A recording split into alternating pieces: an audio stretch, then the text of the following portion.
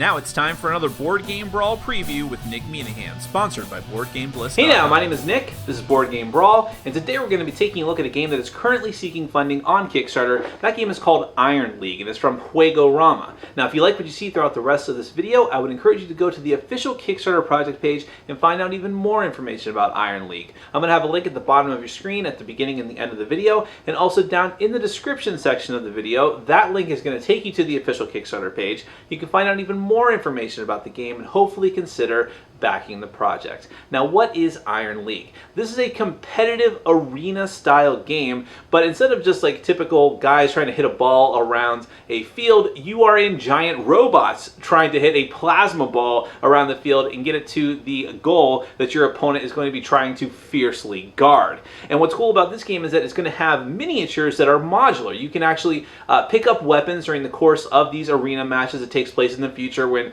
you know, there's robots and pilots sponsored by corporate sponsors. But as you go through the match, you're going to be able to pick up weapons and then actually, if within the game, physically pick up the robots, replace their arms, and put weapons and cannons on and big girders on them in order to buff them up and then go and take out your opponents, all whilst trying to score as many points as possible. Let's go ahead and take a brief look at how the game is played, because probably the best thing to do is to show you how this all looks. Then we're going to come back and I'll let you know what I think.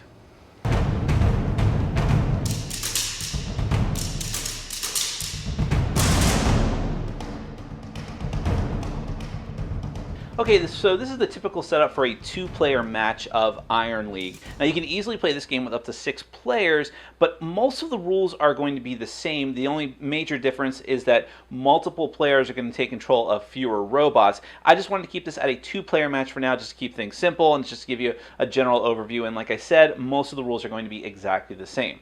Now, to start off, you're going to have these 3 boards that you're going to lay out. You can kind of put them in any position you want, but they have to be in this horizontal line just like this. And once they're all pieced together, each player is going to get their team of 3 robots in their own color that they're going to put on opposite ends of the board. Now, each of these robots, first off, there's a couple cool things about them. First is that, as you can see, you've got like a stylized sculptured pilot on the inside there, and all of this has to be assembled before the game. However, it's all very easy to put together modular pieces, and in fact, what you're going to do during the course of the game is you'll be swapping out the arms and also adding armaments onto the different pegs on each of these robots. So the other part of the setup, in fact, is, let me just get this in there like that. So the other part of the setup is you're going to spread out these weapons of the appropriate player colors out onto the board. You and the other player will take turns putting them on different squares, and when you move one of your robots onto one of those weapons, you can just, as a free action, equip it to your particular robot. So let's say, for instance, I wanted to put this metal beam onto my robot. Well, you don't necessarily have to start with the arms on if you don't want to. Just keep things simple, but when you do, you just pop it off, and then boom, now your robot has a weapon. And it can hold up to 2 weapons. So let's say that I walk over here and I grab this double cannon here. I can actually stick it right on, and boom, now I have a fully lethal robot who's just ready to wreak havoc. The other bits of important setup are that you're going to have the plasma goal, which you'll roll at the start of the game. You'll roll the dice in order to see who gets to gain control of the plasma ball and who gets to determine where the other player who doesn't get control of the plasma ball is going to determine where the goal is. So you want to put that as far away from the opposing team as possible. In this case, the brown team is going to have control of the goal, whereas over here we see the gray team is going to have the plasma ball, which is this little token here. And one thing I do want to definitely emphasize here is that this is a prototype version of the game, so anything you see here could be subject to change in the final version of the game. Now, the ultimate goal of this game is to get points, and the main way you're going to get points is by dropping that plasma ball into the goal, and every time that you do that, you're going to get to score 8 points on this score track up here, and the first player to get to 26 points is going to be the winner of the game.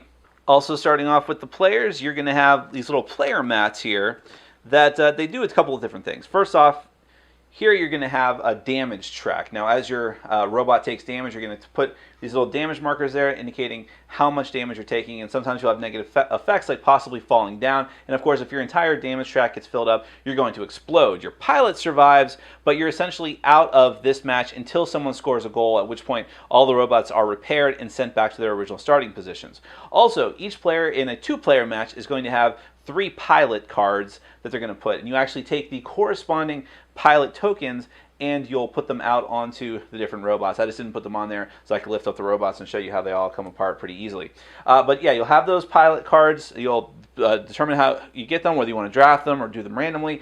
Put the pilot tokens out on your appropriate mechs, and each of them has a special ability that they get once per game. So for instance, this pilot, I might focus a bit.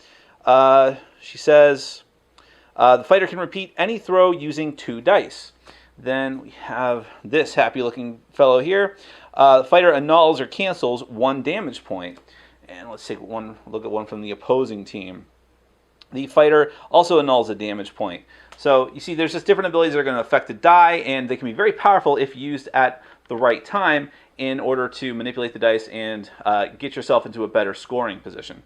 The last thing I'll show you before I tell you about how the game works is that you have 2 different types of cards in the game aside from the pilot cards. You have the event cards and you have the action cards. Now the action cards are going to be a positive thing for you, whereas the event cards might be good or bad for you, but sometimes you're just going to be forced to play them no matter what you can possibly do. So just some examples of the event cards that I can show you. You have Earthquake, which is going to make each team drop one of their robots and make it fall to the ground.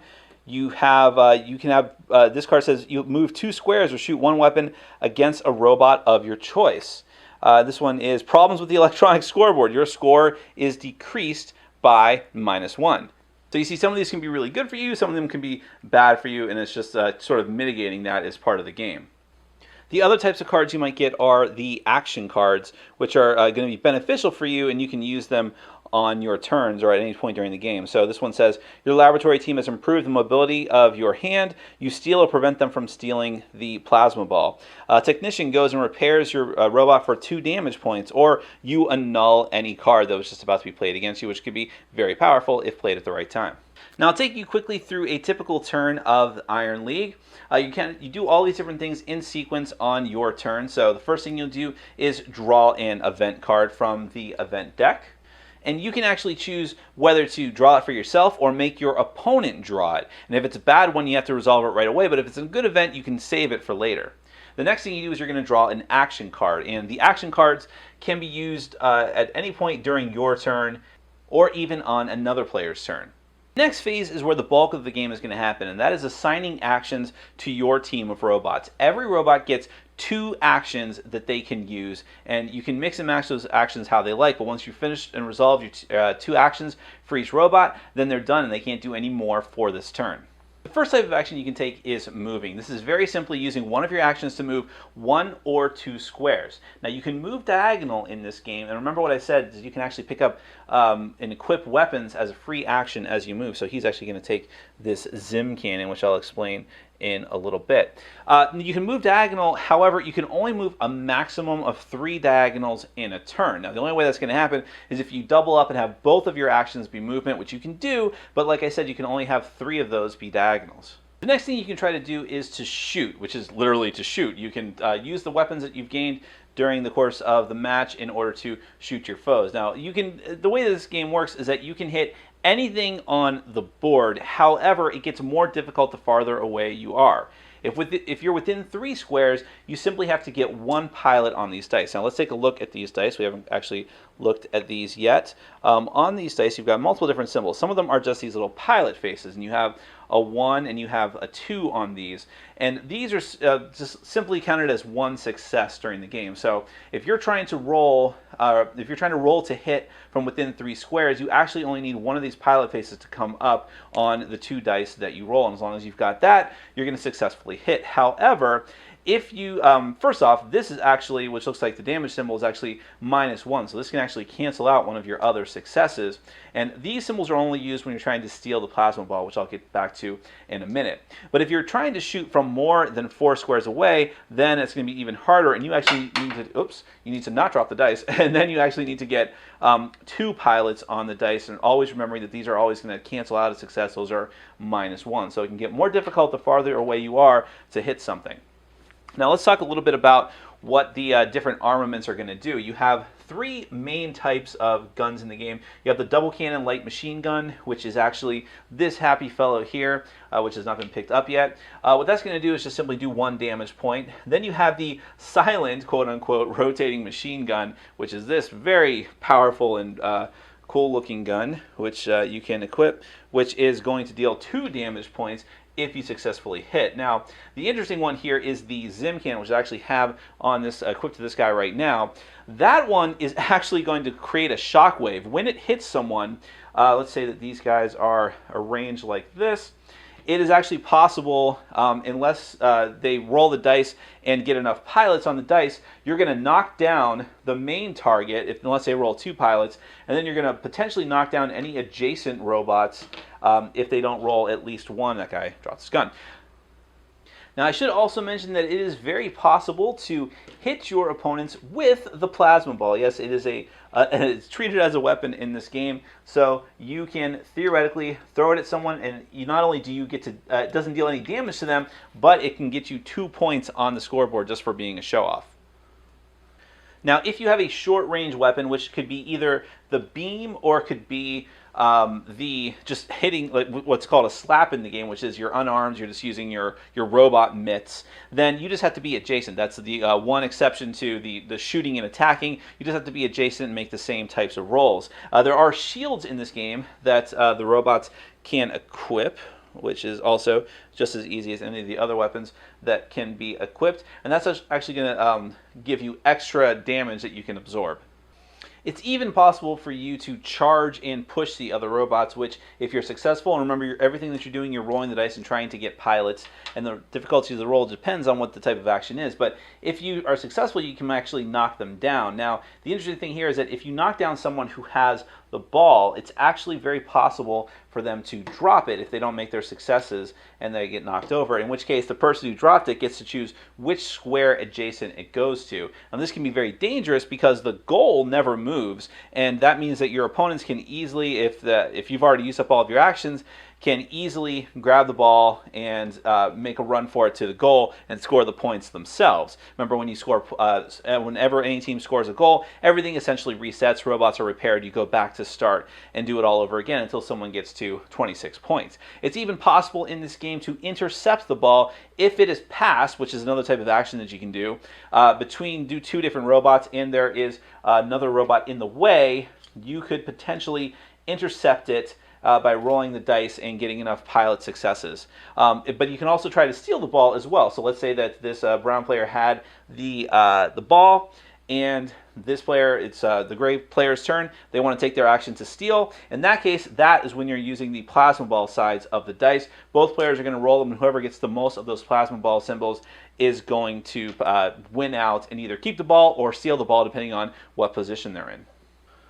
But ultimately, the best thing you want to do with your robot is get it over to the goal, get that goal into the plasma, and get the plasma ball into the plasma goal, and then you are going to score a big amount of points. You're going to score 8 points, which could potentially give you the game if it gets you over that 26-point threshold. That is just a quick explanation of Iron League, just to give you a taste of what the game is like. And the last thing I want to show you is actually, during the course of the Kickstarter, you're going to have a chance to get a painted version of the game. That is one of the optional pledge rewards that you have. So here's an example of one of those that is painted in very high quality detail, and you can see the base is even different as well. And again, this is modular, just like all the other robots. So you have different painted bits that come with it, and of course with different team colors. So that's just an optional thing that you may have access to during the course of the Kickstarter campaign. And of course, if you want more information, I would encourage you to go to the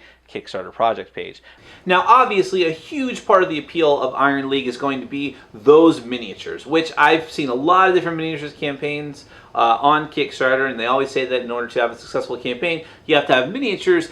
But I have never quite seen miniatures like this, where you have, well, first off, they're really, really big, and then you've got these the modular bits that can come on and off in order to really customize your robot to your play style during the course of the game, these irons. And also, whether you get the painted edition obviously looks fantastic, but whether you get the painted or the normal edition, I think that people are going to be very, very happy with these miniatures, especially if you are a miniature aficionado. Now, it just so happens that there is a game attached to those miniatures that is really going to be accessible to a lot of different people. There have always been sports-themed board games within the modern board gaming era. You've got games like Blood Bowl and Chaos Ball, but again, those games don't have giant robots being piloted by people and hitting each other with giant weapons and shooting each other, and at the same time having this sports element of trying to get the ball into the goal, but also being able to pass the ball, to steal the ball, and having all the other different effects during the course of the game. The event cards and the pilot skills